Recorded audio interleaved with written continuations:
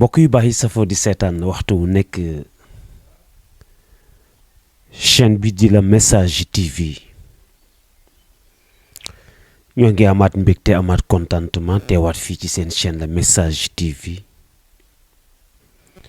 rawatina seen jotaayu càmbar yi ngeen di faral di ànd ak ñun ci waxtu wu nekk ñu nuyu ñi safoo la Message yi ñëpp nag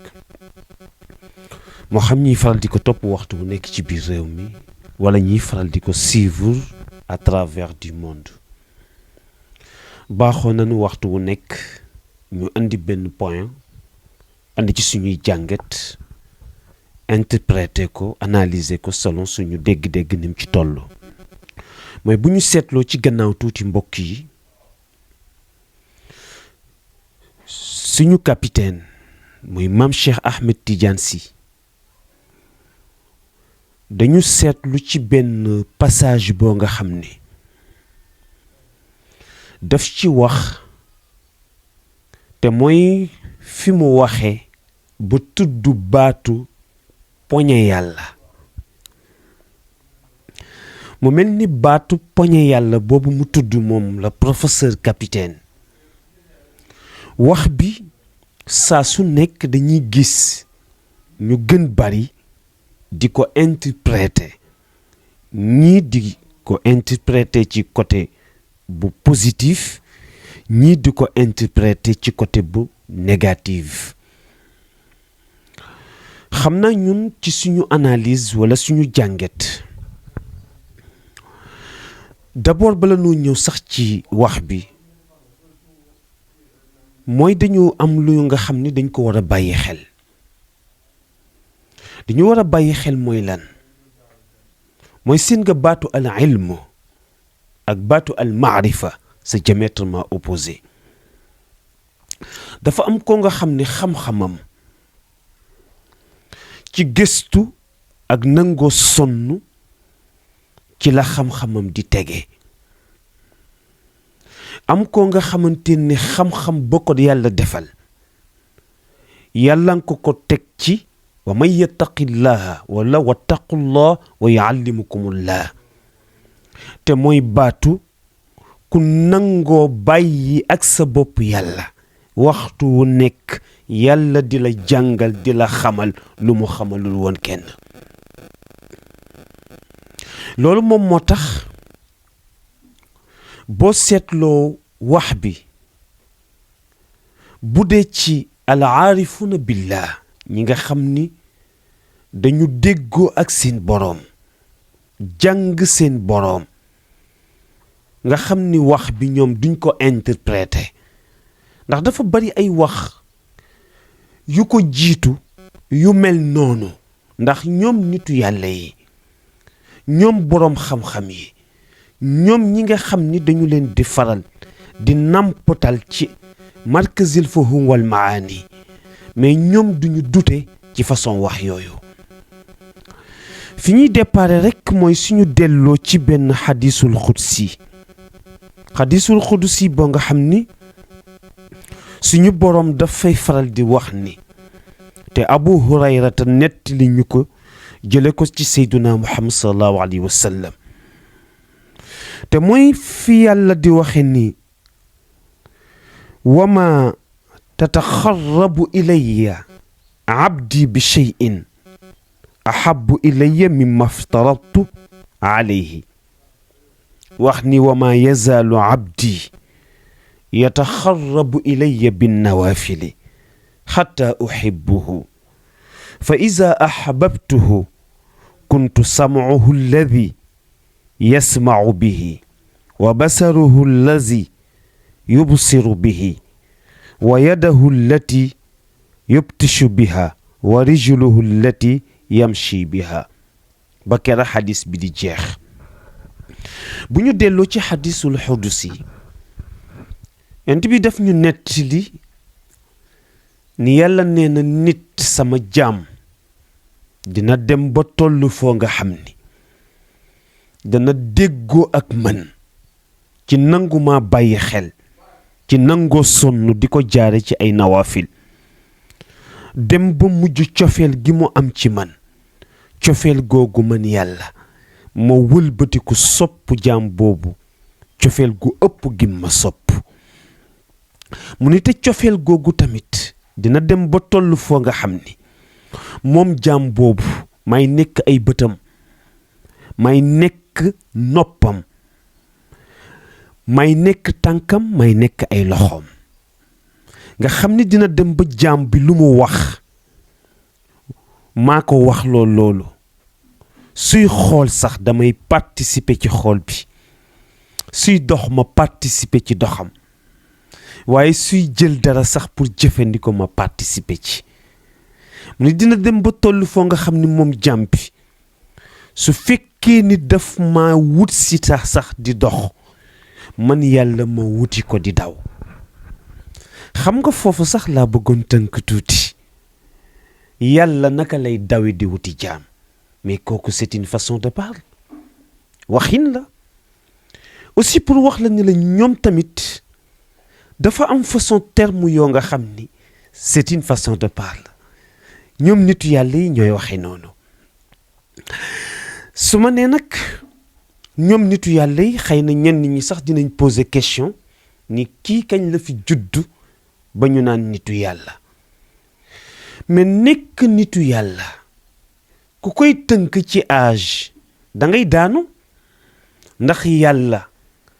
du sedd mag mu ko ndaw lay sedd. cër booba di dem ba nit ki màgg soo ko wuy si. bu ñu seetloo wax boobu kii ñuy tuddee Mansurul Hallaj presque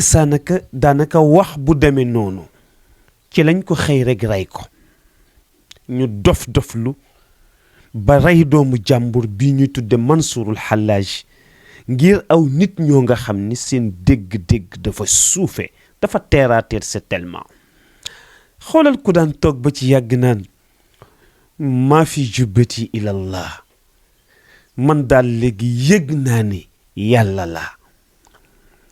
ñu attee ko ni kii dafa shirk, dafa bokkaale ak yàlla, xëy rey ko. te pourtant ginnaaw bi ñu ko reyee ñu dox tuuti yëg ni def nañu erreur. ndax ça veut dire que nit dina dem ba toll foo nga xam ni ki nga xam ni dem na ba dootul defati lu yàllaawul, lu muy def yàlla la cay gis, gisatu ca nit ña, léppam yàlla dafay participer. moo tax mu sañ ni man yàlla la.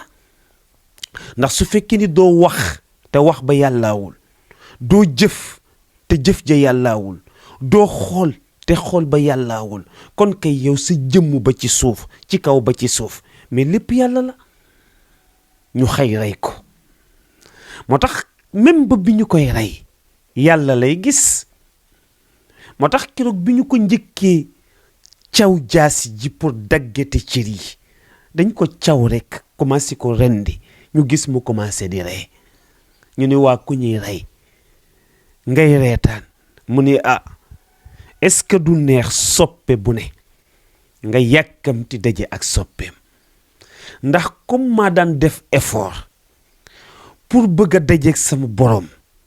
tey nag yéen a ngi may rey, ma xam ni kon yàlla ma soxla tey te moo ma invité. loolu occasion gënu ko rëy, moo tax mu bég. ca la doon waxee waxam ba labbayka yaa alima sirri wa najwaaya, labbayka yaa xasdi wa maanaaya, ad'uuka bal anta tad'uuni ilayka fa hal naajaytu iyaaka am naajaytu iyaaya, yaa wayxa ruuxi min ruuxi wa yaa asafi minni ilayka fa inni aslubul waaya. soo xoolee même wax boobu suñu maam Serigne Touba radiyallahu taala anhu moom la tudde baatu alfana. alfana mu ne ki nga xam ni dem na ba jeex takk ci yàlla, kooka fa muy waxe ku fa àggul doo fa waxe, te ku fa àggul mënoo dégg tamit ñoom fa ñuy waxe. xam nga baatu poñe yàlla ku nekk di laam-laame ci wax boobu yaa ko bëgg a réyal rek ak sa dégg-dégg bu terre à terre. Pourtant Maodo Cheikh Al Hadji Malick Sy def na ko, ndax xam nga dafa bokk ci yàlla ni mu tëralee mooy lépp loo nga xam ni ku jëm si ci yàlla mais poste bi mooy Seydina Muhammad sallallahu alayhi wa sallam. te Maodo dafa xëy rek adressé parole directement suñu borom te jaaru ko ci yonent bi mooy baatu fala budda min shakwa ilallahi kurbati fa maliya gayrallahi jaabiri kasrati. mais nitu yàlla yi ni Maodo dafa poñe yàlla ndax yonent bi mooy bunt bi te jaarewul ci bunt bi mais dafa xëy adressé parole. moo tax bi mu demee ba ci biir xasida bi ci lañ ko wax ni ko da nga bàyyi yoon bi te mooy Seydina Muhammad. nga gis mu dabaatal ko ni ala ya rasulallahi ya afdal al wara fa ha naxnu fi diqin shadidi tarakumi. yonent bi dugg si kon dama loolu wax boobu pour man sawar làmmiñ rekk la. moo tax bu ma gisee léeg-léeg sax ñenn ñi di ci tontu man daf may reeloo vraiment. da ngay xam ni rek ñun dañu am jot te li may faral di wax ni pénc mi ñu nekk xaw ma ban xam-xam la maîtriser wul mais du xam-xamu weddi, xaw ma ban xam-xam la nit maîtriser wul mais du xam-xamu saaga. te wolof lu mu déggul daf koy weddi automatiquement wala mu dagg saaga teg ci. te gis nañ ko ci ñu baree bari ñoo nga xam ni pourtant dañ leen di naw ni ñoom ay boroomi xam-xam lan. mais Ibnu Arabi wax bi ñu ko doon interpréter loo ci imam Sha'rawi ci wax bi ñu ko doon interpréter loo ki doon naan nuunaani lam yaktubhuma xelam fi kulli nuunin min an nuunayni aynaani. xoolal façon wax yooyu ñoom dañu am ay mots-clés te ñi leen dondu tamit mais il faut que ñu am ay mots-clés. pourtant Seyyid Cheikh Ahmed Tidiane radiyallahu taala anhu mais toog na fii bis mu wax ni man Cheikh Tidiane bu ma yonent bi sallallahu alayhi wa sallam saaga woon ma fayu. mais adduna bi yëpp mais aussi di interpréter wax bi naan yonent bi ni mu toll Serigne Cheikh mooy kan ba mu naan bu ma yàlla yonent bi saaga ma fayu. ku nekk wax ci mais pourtant li mu tekkee wax bi c'est très facile te ñëpp a nangu dégg-dégg bi mu ci joxe. ndax dafa wax ni Seydina Muhammad sallallahu alayhi wa sallam bi ko yàlla di yónni mais pour saaga nit ñi taxul woon. kon nag sang bi Muhammad su fekkee ni yàlla daf ko yónni mu nekk missionnaire waxul nit ñi lu dul di leen di dagg ay saaga mais kon dañuy xam ni moom ñëpp a yam te ku yam ak ñëpp nag koo saaga day fayu. ah même sax dinaa ci profito tontuwaale ci wax bi Serigne Moustapha waxoon te même nit ñi di ci commentaire di bëgg a rey nit ñi mooy baat bi mu waxoon ni bi ma mujjee toog ak suñu boroom bi ma mujjee toog ak suñu boroom mais nit ku dul toog ak boroomam amul. ndax su fekkente ni yàlla moom mooy ko nga xam ni laa tudrikuhul absaaru wa huwa yudrikul absaar wa huwa latiful xabiir. ki nga xam ni foo nekk ma nga fa mais waxtu wu nekk kay moo ngi présenté wu ci sa kanam yow boog benn yaa ko yëgul wala nga yëg ko. te xam nga li ñu wax ne al ihsaan mooy lan an taabudullah ka annaka tara fa in lam takun tara fa innahu yarak. ñu ne ihsaan dëgg ki toll ci martaba bi mooy ki nga xam ni su dee jaamu boroomam mooy mu yëg ni boroomam moo ngi koy gis même moom bu amul grandeur di gis boroomam. waa mais kon est-ce que am na kudul toog ak sa boroom mais li Rabiatul Adawi sax wax na ko wala qad xalawtu ala alxabibi ca ba muy wax naan yàlla gisatuma ku ma doy pour ma tànn ko comme jëkkër yàlla yow rekk a ma doy mais ci boroom kër Rabiatul Adawi wax na wax boobu te ci la doon wax ni ko man jaamuwuma la pour bëgg aljana ndax aljana noo sa fa nekk mais jaamuwuma la ndax ragal sawara ndax sawara mais mbuga la fa nekk mais dama lay jaamu ndaxte yaay yàlla te yaay yayoo jaamu mais audacité boobu mais ñoom ñi koy wax xam nañ ko xam nga Seyid Cheikh wax na fii nit dina tollu foo nga xam ni dana dem bay xuloo ak suñu borom léeg-léeg yàlla def dara ñu ni ko jaam taxaw ni ko li nga def nii yaa ko def mais xam nga ni du yoon mais c'est une façon de parler kon seen nga li am solo mooy ñu jéem a yéegalaat dégg-dégg yi am solo mooy ñu jéem a yéegalaat niveau yi ñu am solo mooy di wattandiku lu jug nga ni da nga cay tontu te yow sa expérience àggu ca sa xam-xam àggu ca sa man-man àggu ca seen nga wax yi boo ko doon topp du jeex